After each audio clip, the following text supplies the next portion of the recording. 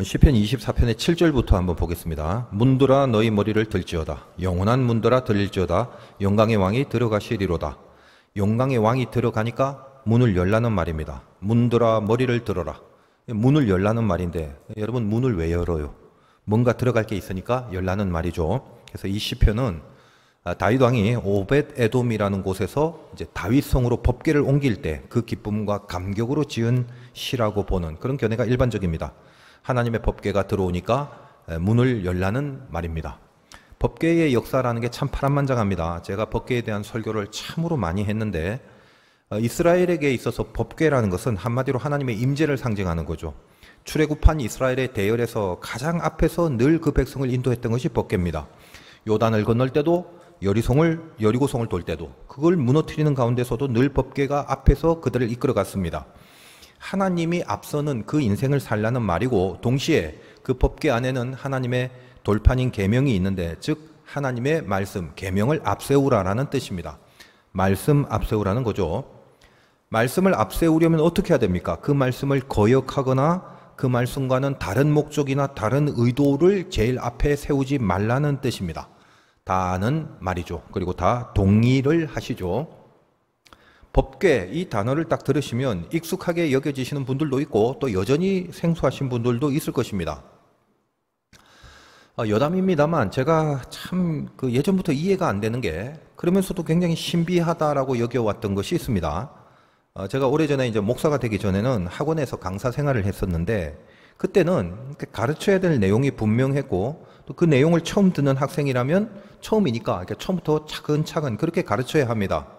그러나 일정 수준에 이미 오른 학생들은 따로 그들만의 반을 만들어서 더 고차원적인 내용들을 가르치게 됩니다. 일종의 특별반 같은 거죠. 그리고 전혀 기초가 안 돼 있는 학생들은 또 그들도 또 따로 모아놓고 눈높이에 맞추어서 수업을 합니다. 제가 하는 강의는 그 기초반에는 적합하지 않기 때문에 늘 이 특별반만 위주로 수업을 진행해 왔었는데 그렇게 반을 나눈다는 건 당연히 그래야 되겠죠. 알아듣지 못한 학생들에게는 아무리 고차원적이고 수준 높은 강의를 해도 무용지물일 것입니다. 제가 목회를 하면서 참 신기한 게 뭐였냐 하면 예배를 드리는 많은 성도들이 있는데 얼마나 천차만별입니까? 정말 아무것도 모르는 초신자들도 있고 혹은 뭐 거의 목사님들만큼이나 많은 내용을 알고 있는 그런 고수들도 있고 그런 격차가 분명히 심한데 예배 중에 동일한 내용의 설교를 동일하게 듣습니다. 참 이상하죠. 그래서 제가 목회를 이제 군에서 처음 했는데 초창기에 이제 상당히 고심을 했습니다. 보통은 교회 예배라는 것이 이렇게 시간별로 드려지게 되는데 제 생각엔 그래요. 제가 한번 생각해 본 거예요. 이거를 그 신앙의 경륜, 군대 말로 신앙의 짬밥에 따라서 혹은 또 어떤 뭐 성경이라든지 신앙적인 시험을 쳐갖고 이렇게 등급을 좀 나누어 갖고 그 등급별로 예배를 드리는 게 더 낫지 않을까라는 그런 고민을 했습니다. 그 눈높이에 맞추는 설교를 할 수 있잖아요. 근데 보통 우리가 이제 이 시중에는 제가 말씀드린 이런 식으로 등급별로 예배를 드리는 교회가 있을까 싶습니다. 근데 뭐 찾아보면 있을 수는 있을 겁니다. 세상이 얼마나 다양합니까? 아마 뭔가 어딘가에 그런 교회도 있을 확률이 매우 높습니다. 그러나 우리가 일반적으로 알고 있는 그런 범주에서는 이제 그런 식으로 예배를 뭐 이렇게 등급을 나누어서 그렇게 드리지는 않지 않습니까? 자, 그렇다면 설교를 어느 수준에 맞춰야 하는가? 늘 그것이 고심이었습니다. 제가 그래서 이제 시골에서 목회를 할 때가 있는데 이 문제에 대해서 제가 기도를 깊이 하면서 하나님께 이제 깨달음을 얻은 적도 있습니다. 설교라는 것은 하나님이 주는 이 메시지를 대언을 하는 겁니다. 그겁니다. 그러니까 이거는 강의도 아니고 공부도 아니고 무슨 그 문제풀이반도 아니라는 거예요. 말씀이 이렇게 은혜가 되어서 들어가야 하는 것, 그것이 설교의 목적이겠죠. 그러니까 시골에서는 대부분 그렇습니다만 성도님들이 거의 대부분 나이가 많습니다. 그래서 연세 드신 분들이 많은데 이 연세 드신 분들은 일단 잘 듣질 못해요. 그러니까 소리 자체가 잘 안 들어오는 거예요, 귀에. 또 알고 그러는지 안 보여서 그러는지 개 중에 보면 또 성경책을 거꾸로 들고 계시는 분도 있어요. 그러니까 우리 교회도 제가 잘 압니다. 이 소리가 잘 안 들리시는 분들 꽤 많죠. 우리 교회도 연세 많으신 분이 많잖아요. 그래서 가끔 이게 우리 젊은 분들 중에 좀 이해가 안 되는 상황들이 있을 수도 있을 것입니다. 예를 들면 막 그 대화의 목소리가 엄청 큰 경우를 이제 종종 보게 되죠. 아야, 저분은 왜 저렇게 큰 소리로 말하는가? 좀 이 뭐 예배당에서는 좀 작은 소리로 대화를 해야지. 또 저렇게 막 크게 말하면 뭐 다른 사람들에게 이제 피해가 되는데 그런 생각을 하게 되는 경우도 있을 것입니다. 젊은 사람들은. 근데 저는 이제 이미 시골 목회를 할 때부터 알고 있었어요. 그러면 사람이 자꾸 나이가 들고 또 연세가 들게 되면 일단 잘 안 들려요. 그러니까 보청기라는 걸 사용해도 그리 큰 효과가 없는 경우가 많습니다. 그래서 자기가 자기 소리를 듣지 못하니까 목소리가 자꾸 커지는 거거든요. 시골에서 목회를 할 때만 해도 이제 제가 굉장히 젊었을 때인데, 그래서 이걸 어떻게 해야 하나. 사실 이제 여러분도 다 아시겠지만 제 설교가 이제 쉽지가 않잖아요. 그런데 설교는 그 궁극의 목적이 은혜이기 때문에 제가 기도 중에 결정한 것은 어떤 청중들을 대상으로 하더라도 하나님이 주시는 메시지의 그 수준을 떨어뜨리지는 말자라는 것이었습니다. 그래서 제가 연구하고 뭐 고민하고 이걸 어떻게 쉽게 잘 풀어드릴까 하는 그런 것을 애를 쓰면서 노력하고 연구하는 그런 일에 주력을 해야지, 주시는 메시지의 수준 자체를 낮추거나 그냥 대충 해서는 절대 안 된다라는 생각을 했습니다. 그 결정은 오늘까지 지속되어 왔고, 또 저는 설교를 하는 사명을 다할 때까지는 이 원칙만큼은 반드시 지킬 것이 분명합니다. 그래서 제가 이제 고민했던 인간적 갈등은 영적으로 하나님이 주신 바가 바로 그거기 때문에 늘 설교를 할 때 초점을 어디에 맞추느냐, 거기 젊은 사람, 또 나이 드신 분, 초신자, 또 엄청나게 오래 신앙생활 하신 분, 성경을 거의 모르는 사람, 또 혹은 성경을 굉장히 많이 아는 사람, 기타 등등 수많은 다양한 사람들이 있습니다만, 설교의 초점이라는 것은 그런 청중들을 향하여 어떤 것을 해석해 주거나 이해시키거나 설명을 하거나 설득을 하거나 등등 뭐 여러 가지 걸 연구도 하고 또 생각도 하고 준비를 해야 하겠지만, 결국은 궁극의 목적인 은혜, 그 은혜에 맞춰야 한다는 것을 분명히 해오고 있었습니다. 자, 그렇다면 여러분도 알다시피 은혜를 받아야 되는 거죠. 그렇다면 은혜가 뭐냐? 제가 목회를 하면서 느끼는 건데, 성도님들이 은혜의 개념을 잘 모르시는 분들이 의외로 많습니다. 은혜가 뭐죠? 막 이렇게 눈물이 나는 게 은혜인가요? 은혜의 한 징표일 수는 있어도 모든 눈물이 곧바로 은혜는 아닙니다. 전에 어떤 노 목사님의 이야기를 전해 들은 적이 있습니다. 아주 오래전 이야기라고 합니다. 저도 전해 들었는데, 그 목사님이 이제 젊었을 때 이야기를 하셨는데, 공부를 많이 하셨답니다. 그래서 목사님이 공부를 많이 하신 채로 시골 교회에 부임을 했는데, 이렇게 젊고 지성이 강하다 보니까 설교의 내용이 굉장히 학적이었다는 거예요. 그래서 이제 교인들이 늘 졸고 있고 막 도통 은혜를 받지 못하고 있어서 적지 않은 절망을 느끼고 있었는데, 어느 날 이제 옆 동네에서 새로 이사를 온 나이 드신 노 권사님이 그 교회에 등록을 해서 예배를 드리는데, 그날도 늘 비슷한 수준의 설교를 했었는데도 앞자리에 앉아서 설교 시작부터 그냥 연상 눈물을 흘리면서 주체할 수 없이 울더라는 거예요. 그래서 이 목사님이 속으로 너무 감동이 되었다는 겁니다. 야, 드디어 이제 하나님이 이제 말씀을 통해서 은혜를 받게 하시는구나. 그래서 이제 그날따라 더 뜨거운 마음으로 열심히 그렇게 말씀을 전했답니다. 예배가 끝나고 그 새신자에게 물어봤대요. 권사님 오늘 처음 오셔갖고 오늘 참 많이 우시는데 은혜 많이 받으셨나 봅니다. 그때 이제 그분 말씀이, 네 목사님, 제가 오늘 목사님 얼굴을 처음 보고 설교를 듣는데 목사님 얼굴이 이렇게 길쭉하잖아요. 이사 오기 전에 집에서 오랫동안 키우던 우리 당나귀가 죽었거든요. 그래서 목사님 얼굴을 보는데 어찌 그리 우리 당나귀 생각이 나든지 눈물을 멈출 수가 없었다고요. 그래서 여러분, 모든 눈물 자체가 은혜의 징표일 수는 있어도 눈물은 그 자체가 은혜로 연결되는, 눈물 이꼴 은혜는 아니더라는 겁니다. 반대로 웃는 건 어떤가요? 웃는 게 은혜인가요? 웃음도 은혜의 징표일 수는 있습니다. 그러나 웃음 자체가 은혜는 아닙니다. 한국에 이제까지 참 부흥사들이 많은데 그 부흥사들 중에 웃기려고 작정을 하고 설교를 하시는 분들이 꽤 많습니다. 성도들이 많이 웃죠. 엔돌핀이 나온다는 점에서 나쁘진 않습니다만, 한참 웃기만 하고 가면 그 웃긴 이야기 말고는 다른 생각이 안 나죠. 그래서 그 웃긴 이야기를 듣고 싶고 어떤 진지하고 심각한 것보다는 웃고 싶은 마음에 그 설교를 들으면서 은혜를 받았다라고 착각을 하는 분들이 꽤 많다라는 거예요. 제가 아는 어떤 분이 예전에 그 테이프가 있었던 시절에 차를 타고 가면서 항상 차에 그 테이프를 놓고 어떤 그 부흥사의 설교를 녹음한 그 테이프를 늘 틀고 다니는 분이 있었어요. 그래서 저에게도 한번 들어보라고. 그래서 그 설교는 정말 웃지 않을 수가 없었습니다. 내용 자체가 처음부터 끝까지 그냥 웃기는 거고, 목소리도 막 일부러 이상하게 내고, 뭐 좀 약간 저질스러운 음담 패설 같은 내용도 많고, 심지어는 우리가 잘 알고 있는 어떤 유명한 분들의 성대 묘사까지 막 해가면서, 제가 무슨 웬만한 코미디 프로보다 이걸 듣는 게 더 웃긴다는 사실을 부인할 수 없었습니다. 그래서 제가 아니 이 설교 테이프를 왜 이렇게 노상 듣느냐고 했더니, 그분 하시는 말씀이에요. 운전할 때 졸음이 오면은 이걸 틀면은 웃느라고 잠이 다 깬다라고 합니다. 그래서 모든 웃음이 은혜는 아니더라는 것입니다. 여러분, 눈물 혹은 뭐 웃음 혹은 감동, 감격, 좀 뭉클한 가슴이 되는 거, 하여간 여러 가지 종류의 감정들이 이렇게 샘솟게 되는 그런 다양한 표징들이 있을 수는 있습니다. 그 모든 표징들이 물론 은혜의 증표가 될 수는 있겠지만 그것이 곧바로 은혜다라고 정의를 내리시면 안 된다는 겁니다. 그러면 진짜 은혜라는 게 뭔가요? 명심하시기 바랍니다. 은혜를 받았다는 게 뭔지, 말씀을 듣고 그 말씀을 따라서 살아내야 하겠다는 마음의 작정이 생기는 거, 이게 진정한 은혜입니다.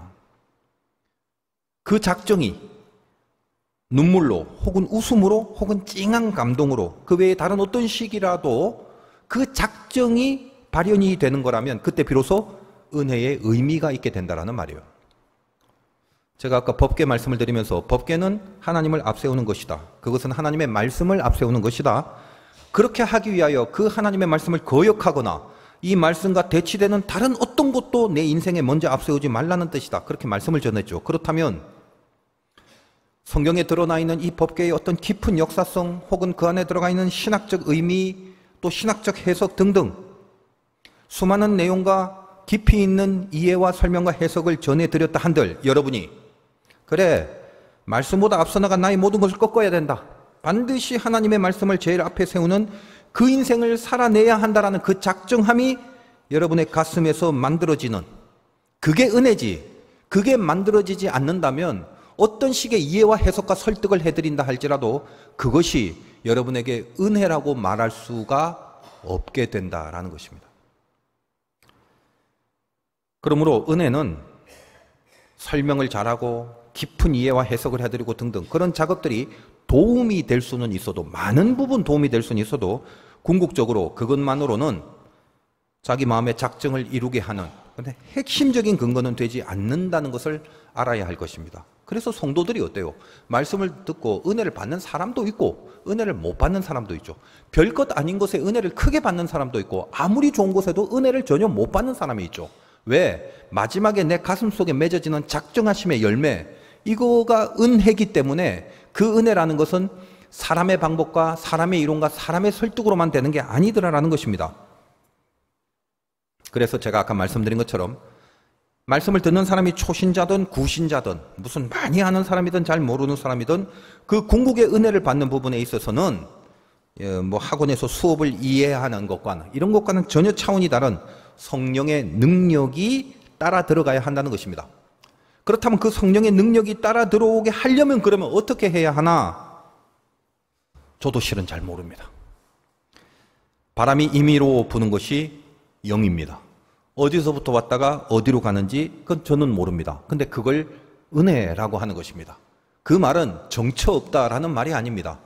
우리에게 있어서 조건이 없다라는 것입니다. 내가 어떤 양질의 말씀을 듣든, 그리고 내가 어떤 귀를 세밀하게 기울이든, 어떤 방법론이 일종의 수단들의 도구로 이용이 되는 점은 있을 수는 있겠지만 나에게서부터 오는 것이 아니라 하나님께로부터 오는 것이어야만 되기 때문에, 그걸 은혜라고 하기 때문에 저도 인간적으로는 어떻게 은혜를 받는가에 대해서 잘 모른다라고 말씀을 드리는 것입니다. 성경도 나와 있죠. 어디서부터 왔다가 어디로 모르느냐. 왜 그렇습니까? 이것은 전적인 하나님의 주권이다 라는 이야기를 하는 것이죠. 왜 그것을 아는 것이 필요합니까? 전적인 주권이기 때문에 만약 하나님이 작정을 하시면 그 사람은 무조건 은혜 받게 돼 있다는 거예요. 그래서 강력하다라는 것입니다. 단지 우리 수준에서 그래도 이것만큼은 분명하다라고 말씀드릴 수 있는 거는, 여러분이 하나님의 자녀임에 틀림없다면, 그리고 구원받은 백성임에 틀림이 없다면 적어도 말씀대로 살겠다고 그렇게 작정을 하는 것이 옳은 것이고 좋은 것이다라는 것에 동의는 하시게 된다는 말이에요. 아직 그 경지까지 살아낼 수준과 실력은 안 되더라도 적어도 여러분이 믿음을 갖고 하나님의 백성이 맞다면, 구원을 받은 자라면 말씀대로 살도록 작정해야 된다는 게 옳고 맞는 거다는 것에는 동의를 한다 이 말이에요. 그렇다면 마음속에서 그런 진심이 있기 때문에 드디어 그것에 대하여 잘 되지 못하는 자기 자신에 대하여 하나님 앞에 아뢰고 기도하는 심령이 되어야 한다는 겁니다. 이런 식의 기도죠. 하나님, 제가 이 말씀을 듣고 그 말씀을 지금 앞세워서 살아가야 할 것에 동의합니다. 옳습니다. 근데 그렇게 잘 안 되는 저 자신도 주님 아시죠? 그런데 그렇게 하고 싶은 마음을 하나님 은혜로 좀 주세요. 그렇게 할 수 있는 결단이 있게 하여 주시옵소서. 그렇게 안 한다면 그거는 잘못된 것이고 죄성이 있다는 것을 알게 하셔서 그 죄를 거절할 수 있는 그런 능력을 좀 주세요. 하나님 저를 불쌍히 여겨주시기 원합니다. 하나님의 말씀을 앞세울 수 있는 그 작정을 할 수 있도록 저를 좀 도와주세요. 그렇게 기도하는 심령으로 말씀을 받으시라는 것입니다. 그것이 부족한 우리들이지만 그럼에도 불구하고 우리가 할 수 있는 최소한의 분발이 될 수 있을 것입니다. 만약에 그런 심령이 내 안에 없다면 제가 아무리 혼신의 힘을 다해서 말씀을 전한다 한들 여러분에게 궁극의 은혜는 되지 못할 수도 있더라는 것입니다. 다시 법계 이야기를 해보겠습니다. 우리 금요일 기도회에 사무엘서를 다루면서 이 법계에 대한 사건에 대해서 설명을 드렸고 그것뿐만 아니라 이제껏 제가 참 오랜 기간 동안 설교를 했는데 이 법계에 대한 깊은 이야기를 참 많이 했습니다. 그래서 이미 많이 들어서 잘 아시는 분들은 어떻게 보면 이제 지겨울 수도 있겠지만 또 초신자들도 있으니까 참신한 마음으로 들어주시길 바랍니다.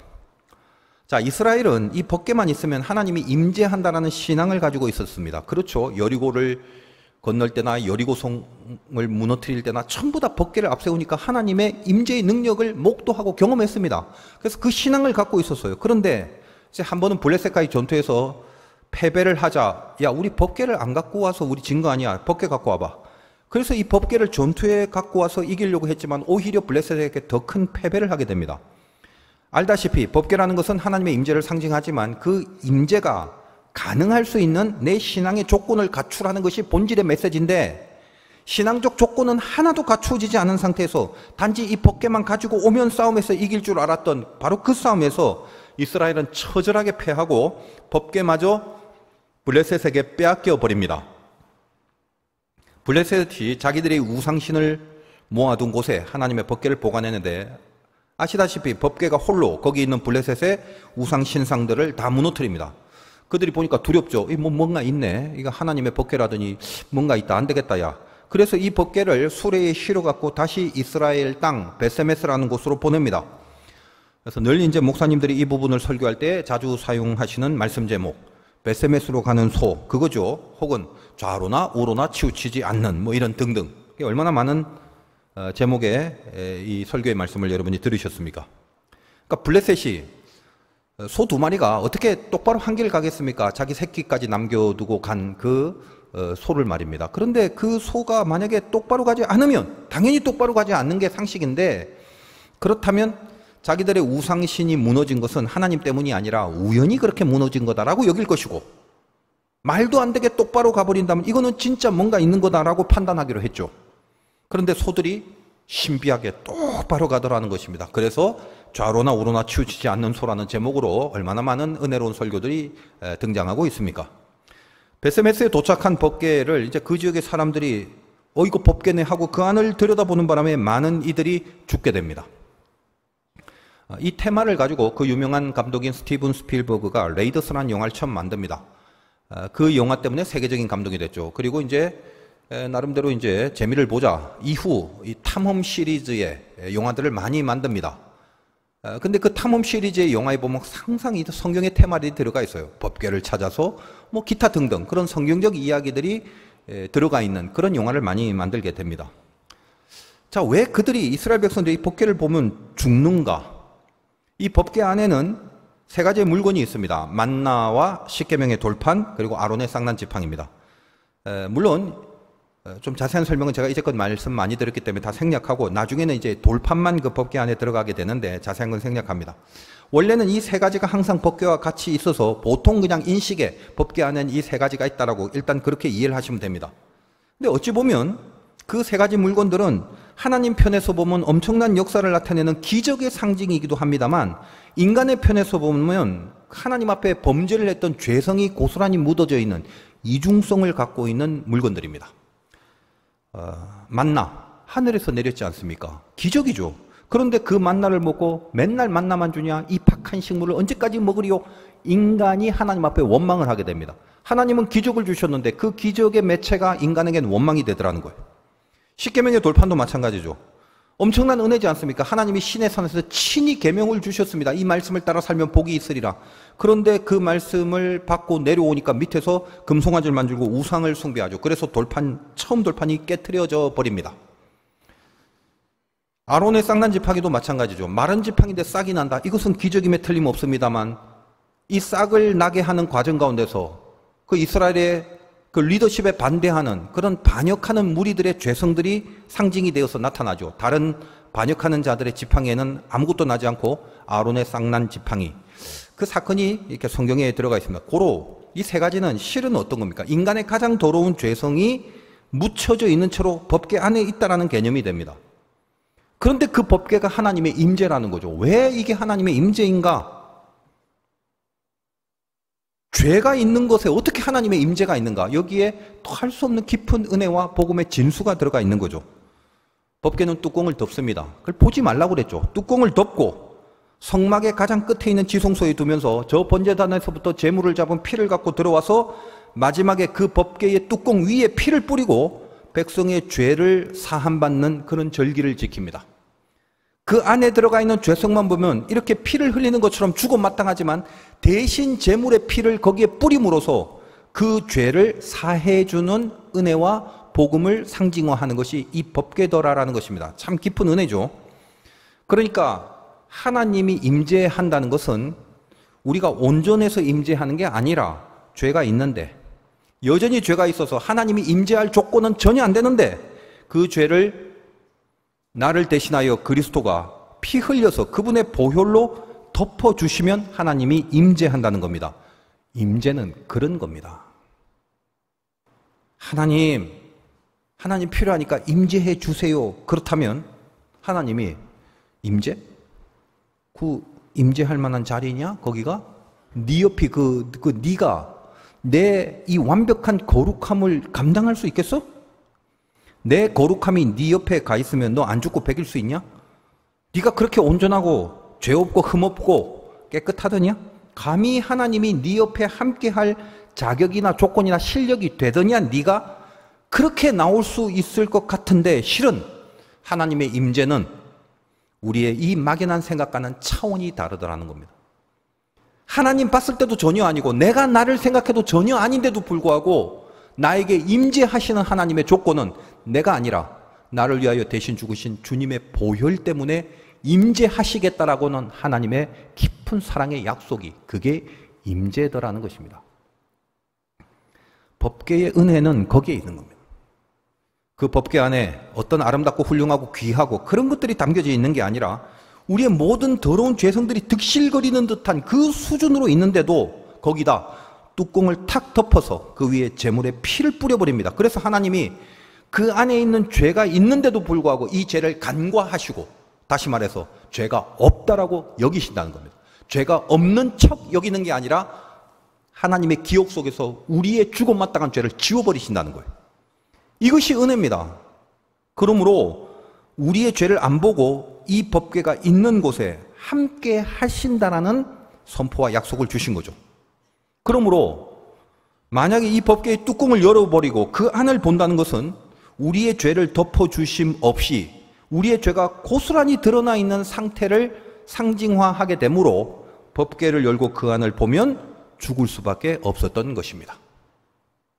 그렇다면 적어도 우리도 하나님의 임재를 필요로 하는 건 틀림없는데 하나님 함께 하시기를 원하는데 이 하나님의 임재를 가능하게 하기 위해서 우리가 자격은 없지만 적어도 이런 진심이 있다면 최소한의 마음가짐은 있어야 할 것 아니겠냐 이 말입니다. 뭐죠? 내 죄에 대한 회개. 죄 짓고 살면 안 되는데 완벽하게 거룩하게 살 수는 없을지라도 내 마음속에 그 감각이 있어야 될 것 아니겠습니까? 하나님 믿고 살아가면서 죄를 지면 안 되잖아. 이거 내가 싸워야 되잖아. 이거 이렇게 방치하면 큰일 나는 거 아니야 라는 그 마음과 주님이 나를 용서해 주신 그 용서받은 자로서의 눈물겨운 감사와 하나님의 자녀답게 살고자 하는 결단들이 어느 정도 있어야 적어도 그 법궤 앞에 서 있을 최소한의 양심이 되는 것입니다. 근데 이스라엘은 뭐죠? 그냥 그 법궤라는 물건만 가져오면 하나님이 무조건 함께 하셔서 이 전쟁에서 우리의 욕심과 뜻과 바람을 이루어 승리케 하셔줄 거다. 이길 줄 알았던 것이죠. 결국 벳세메스에서 법궤를 보고 많은 사람들이 죽으니까 두렵지 않겠습니까? 그래서 사람들의 왕래가 없는 저 아비나답이라는 사람의 집으로 법궤를 옮겨 놓습니다. 감히 그 법궤를 손댈 수가 없었던 겁니다. 보고 나서 죽는 무리들을 직접 목도하니까 두려워진 거죠. 법궤는 아비나답의 집에서 무려 20년을 방치된 채로 있다가 이제 시간이 흘러서 다윗 왕이 자기의 성을 세우고 이 성으로 하나님의 법궤를 안치하려고 하여 법궤를 가져오라고 하는데 아비나답이 그 아들인 우사와 아효 이 두 명을 시켜서 수레에다가 법궤를 얹어 싣고 가게 됩니다. 나중에 다곤의 타작마당이라는 곳에 이르러 소들이 갑자기 날뛰니까 이 법궤가 수레에서 떨어지려고 할 때 떨어지면 안 되니까 우사가 손을 대서 법궤를 붙잡습니다. 그런데 법궤를 붙잡다가 하나님 앞에 죽음을 당합니다. 법궤에 대한 스토리의 진행이 굉장히 빠르죠. 적정선에서 여러분 많이 아는 사람, 덜 아는 사람이 있는데 적정선에서 잘 이해를 하시기 바랍니다.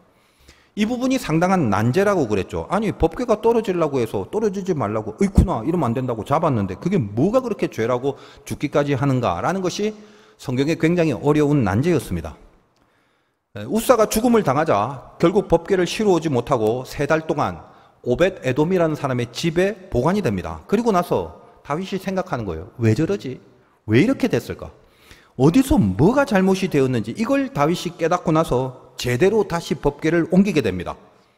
법궤는 수레에 실어오는 것이 아니라 제사장의 어깨에 메고 임재를 감당할 수 있는 수고와 인내와 아픔을 무릅쓰고 하나님의 임재를 메고 와야 되는 건데 율법에 이미 나와 있고 말씀에 그렇게 소개되고 있는데도 불구하고 그렇게 하지 않았던 자신의 잘못을 깨닫고 오벳 에돔의 집에서 이제는 제대로 어깨에 메고 이 법궤를 실어 오는데 성공적으로 수행을 하게 됩니다.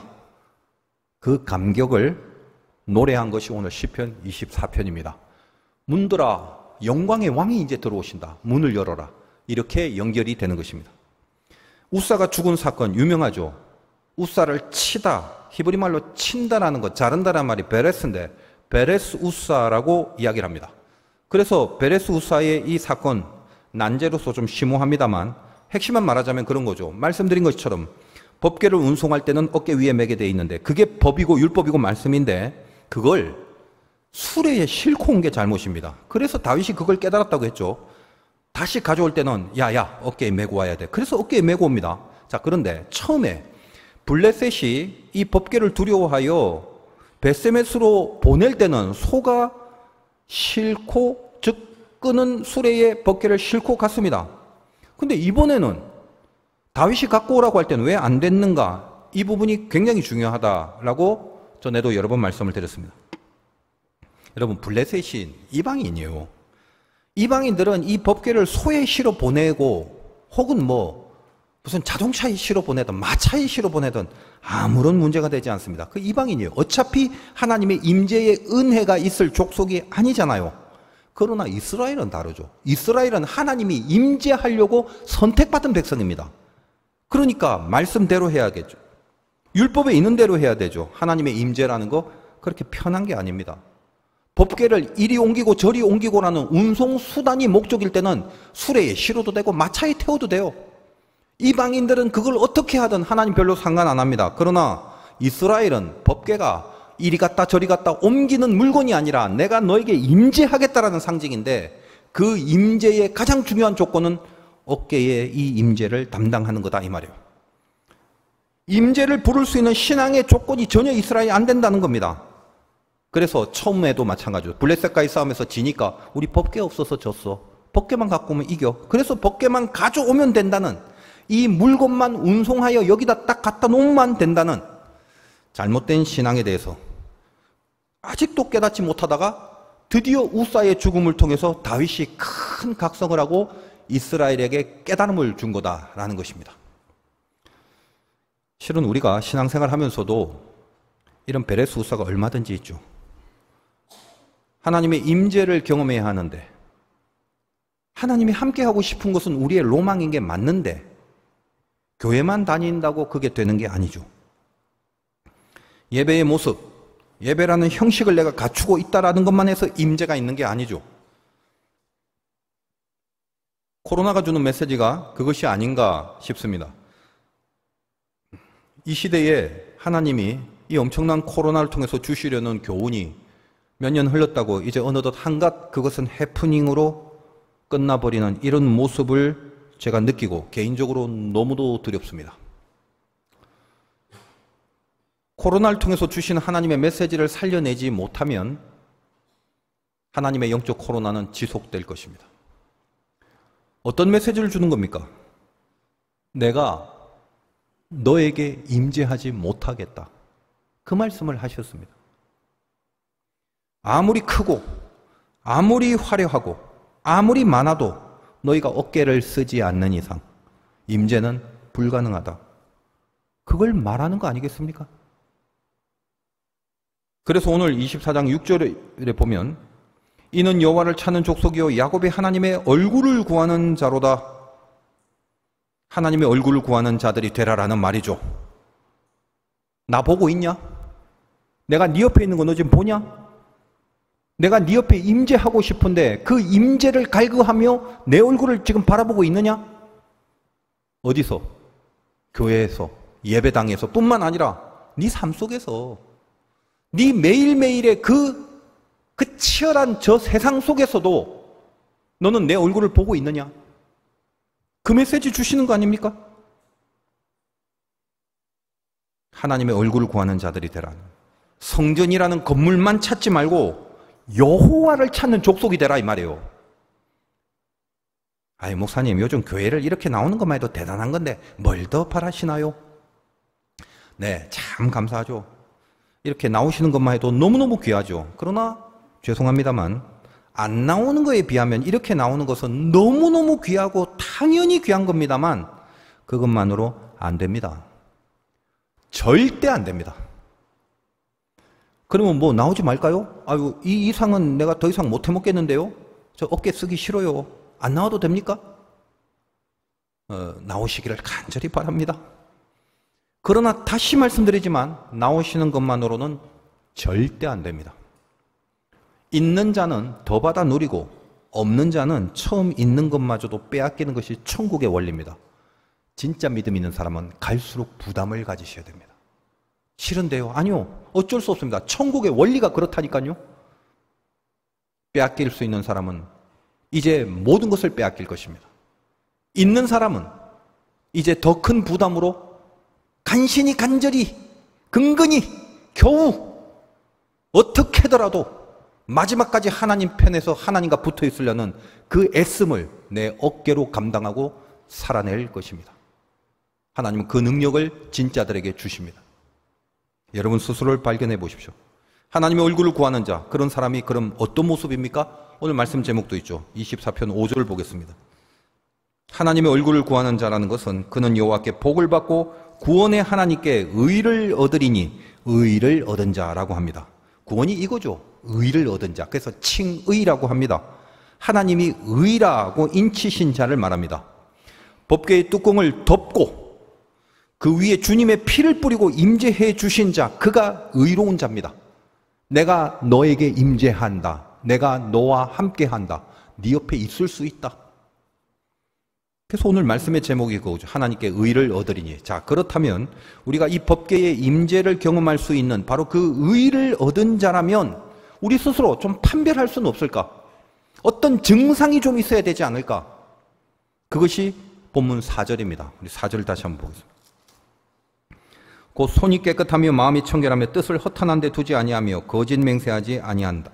네 가지의 테마가 나오죠. 손이 나오고 마음이 나오고 뜻을 허탄한 데 두는 거, 거짓 맹세, 네 가지입니다. 손, 마음, 허탄, 거짓 맹세, 이 네 가지 단어가 나오는데 이 구절의 핵심은 중간에 있는 것입니다. 허탄, 뜻을 허탄한 데 두지 않아야 합니다. 요걸로 다 움직여지는 거예요. 그러니까 뜻을 허탄한 데 두지 않아야 앞에 나오는 손이 깨끗해지고 마음이 청결해지는 겁니다. 그리고 뜻을 허탄한 데 두지 않아야 뒤에 있는 거짓 맹세를 하지 않게 된다는 말이에요. 뜻을 허탄한 데 둔다의 가장 핵심적인 단어는 허탄입니다. 허탄하면 안 돼요. 그렇다면 이 허탄이란 단어의 히브리어는 뭐냐면 샤브라고 하는데 다른 단어도 마찬가지입니다만 단어에는 많은 뜻을 갖고 있습니다. 이 샤브라는 뜻은 헛됨, 허무, 거짓, 무익, 사악, 재난, 멸망, 기타 등등 많은 번역을 하게 됩니다. 다 뭐죠? 안 좋은 말이죠. 그런데 어떤 깊은 이해를 할 때는 제 나름대로의 어떤 방법입니다만 어떤 단어든지 간에 깊이 들어가 보면 뿌리 의미 하나가 있습니다. 그 뿌리 의미를 건져내는 게 굉장히 중요합니다. 그래서 제 나름대로의 뭐 사견입니다만 틀리진 않을 겁니다. 이 샤브의 뿌리 개념은 없음입니다.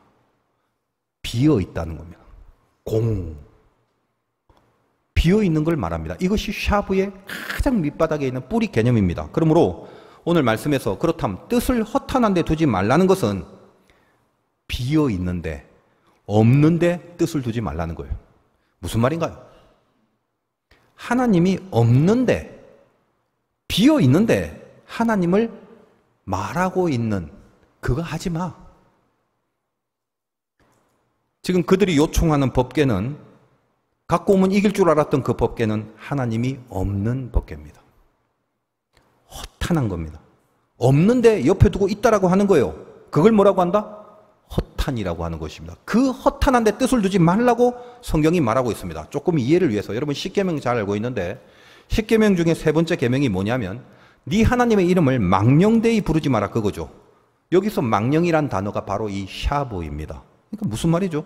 하나님이 없는데 비어 있는데 하나님을 부르지 말라는 겁니다. 우리도 마찬가지 아닙니까? 하나님이 없는데 하나님이란 말을 얼마나 많이 부를 수 있습니까? 옆에서 보면 굉장히 하나님이 꽉 차 있는 사람처럼 보이죠. 그러나 하나님이 없다는 걸 하나님 스스로가 아시죠. 나 거기 없는데. 그 망령되이 부르지 마라. 그게 샤브입니다. 그리고 십계명의 9번째 계명이 뭔가요? 거짓 증거하지 말랍니다. 그때 이 거짓이라는 단어도 동일하게 원어가 샤브를 사용합니다. 무슨 말이에요? 없는데 없는 걸 말하지 말라는 거죠. 옛말에 아니 땡 굴뚝에 연기 나래라는 말이 있는데 옛날에는 속담이라서 그게 진리인 줄 알았는데 제가 목회를 해보니까 아니 땡 굴뚝에도 연기 나는 케이스가 두 가지가 있더라고요. 하나는 교회, 하나는 정치. 없는데 말하지 마라. 거짓 증거하지 마라는 거예요. 마태복음 7장 21절에서 23절까지를 읽어드립니다. 이 내용을 한번 생각해 보십시오. 주여 주여 하고 부르는 그 내용 여러분 잘 알고 있는 것입니다. 나더러 주여 주여 하는 자마다 다 천국에 들어갈 것이 아니요 다만 하늘에 계신 내 아버지의 뜻대로 행하는 자라야 들어가리라. 그날에 많은 사람이 나더러 이르되 주여 주여 우리가 주의 이름으로 선지자 노릇하고 주의 이름으로 귀신 쫓아내고 주의 이름으로 많은 권능을 행하지 아니하였나이까 하리니 그때에 내가 그들에게 밝히 말하되 내가 너희를 도무지 알지 못하니 불법을 행하는 자들아 내게서 떠나가라 하리라. 주여 주여 부르는데 뭐라고요? 샤브입니다. 없는 거다 이 말이에요. 주의 이름으로 선지자 노릇하고 주의 이름으로 귀신도 쫓아내고 주의 이름으로 권능도 행한다고 합니다. 여러분 명심하셔야 돼요. 무서운 말입니다. 없는데 설교를 하고 주님이 없는데 주님의 설교를 하고 없는데 주님이 없는데 귀신을 쫓거나 권능과 능력이 나타날 수 있다는 거예요. 그런데 거기에 주님이 샤브합니다. 허탄합니다. 왜요? 누구든지 나의 말을 듣고 행하는 자가 반석 위에 집을 지은 자다. 나의 말을 듣고 행하지 않는 자는 모래 위에 지은 어리석은 자들이다. 이걸 명심하시란 말이에요. 말씀을 앞세우고 말씀을 따르겠다는 작정이 하나도 없다면, 말씀을 따르기 위해서 나의 죄성을 꺾어버리지도 않은 채 그 수준에서 설교도 하고 권능도 나오고 귀신도 쫓겨나는 사건을 일으킬 수 있다라는 말입니다. 그렇다면 아무리 초월적이고 아무리 엄청난 현상들이 나타난다 할지라도 그거는 하나님이 하시는 역사가 아닌 거죠. 만약에 여러분들 중에 난 뭐 하나님 없어도 좋으니까 막 설교도 하고 귀신도 쫓아내고 병도 고치고 막 능력도 나오고 그러면 더 좋아. 막 장사만 하면 떼돈을 벌고 난 그럼 더 좋아. 난 그거면 돼. 난 그게 좋아. 만약에 그런 마음으로 신앙생활을 한다면 주님이 모르는 사람으로 살아도 좋다라는 뜻이 되는 거예요. 그건 예수 믿는 게 아니죠. 허탄한 데 뜻을 두고 살아가는 것밖에 안 되는 거예요. 여러분, 히틀러 나치를 보면 그 군인들의 군복에 단추가 있어요. 그러면 이 단추의 문양에 보면 나치의 그 십자가 끝에서 구부러진 십자가 모양과 그 둘레에 어떤 글자가 새겨져 있는데 독일어로 Gott mit uns. 그 글자는 영어로 God with us.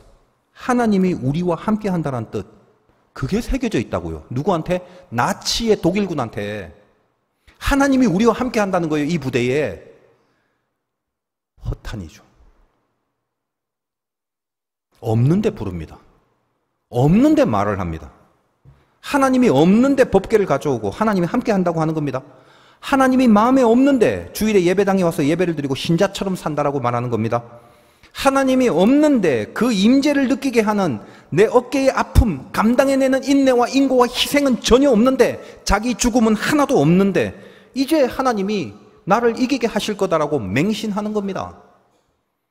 허탄한 거죠. 여러분이 오늘 말씀을 통해서 정말 신자로 살고 싶으신 진심이 있다면 하나님이 없는 거, 그리고 하나님과 상관없는 것에 뜻을 두지 않아야 할 것입니다. 뜻이 있는 곳엔 길이 있다고 하지 않습니까? 손이 깨끗하고 마음이 청결하려면 허탄한 데 뜻을 두지 말아야 한다고 오늘 말씀 가운데 나와 있죠. 손은 뭐냐면 몸입니다. 그러니까 몸과 마음이 깨끗하고 청결하려면 허탄한 데 뜻을 두면 안 되는 거죠. 만약에 허탄한 데 뜻을 둔다면 반대로 손과 마음이 하나님 없는 곳으로 가서 더럽혀지게 되고 죄로 가게 되는 것입니다. 선악과를 따먹은 죄가 바로 그거죠. 뱀이 와서 꼬시는 내용이 뭐예요? 너희 뜻을, 하와야, 네 뜻을 허탄한 데 두라는 겁니다. 뭐라고요? 하나님 없는 곳에 네 뜻을 둬라. 다시 말해요. 하나님과 상관이 없고 하나님이 없고 오히려 하나님과 대적되는, 전혀 하나님의 말씀이 없는 거기에 뜻을 두라는 겁니다. 그러니까 어떻게 됩니까? 허탄한 뜻을 둔 하와가 마음으로 범죄하니 먹음직, 보암직, 생각이 들어가고 마음이 청결해지지 않죠. 그러다 보니까 손으로 범죄하여 결국 손으로 따먹습니다. 손이 깨끗하지 않죠. 그러므로 오늘 본문 4절, 결국 이것이 마지막에 거짓으로 맹세하지 말라는 말로 연결이 됩니다. 하나님이 없는 맹세, 허탄한 데 뜻을 두고 있는 자는 거짓 맹세를 하게 돼 있다는 거예요. 무슨 맹세? 하나님이 없는데 맹세, 즉 하나님이 없는 방향으로, 그런데도 맹세를 할 정도로의 열정을 다하여 치달리고 있는 그 어리석은 인생 살지 말라는 겁니다. 여러분 중에 혹시라도 하나님이 없는데 그 허탄한 뜻을 두고 맹세라는 것까지 하면서 열심으로 달려가는, 열심으로 봉사하고 열심으로 헌신하고 열심으로 예배 참석하고 목사 같은 저 같은 사람이라면 열심으로 사역하고 열심으로 일하는, 그러나 허탄한, 그 허탄한 인생들, 거짓 맹세하는 자들이 있으면 안 된다 라는 말씀을 주시는 겁니다.